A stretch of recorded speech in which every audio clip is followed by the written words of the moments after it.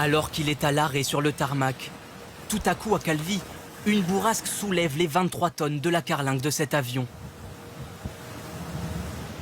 Au cœur de la tempête, l'aéroport d'Ajaccio est lui aussi balayé par des rafales de près de 140 km/h. En quelques minutes, le ciel de l'île de Beauté s'obscurcit.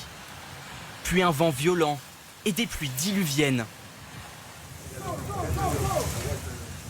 Dans ce restaurant de plage, le personnel est pris de court.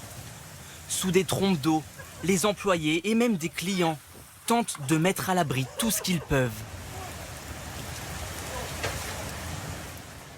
C'est un bruit assourdissant, des éclairs, des tonnerres. C'est assez surprenant quand 10 minutes avant, il faisait, pour essayer de dire beau, puisqu'on avait installé la terrasse extérieure.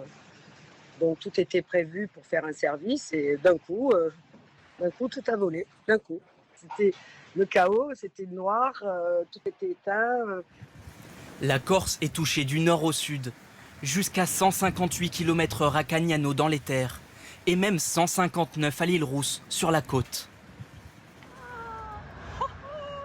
Cet arbre a été arraché par la seule force du vent.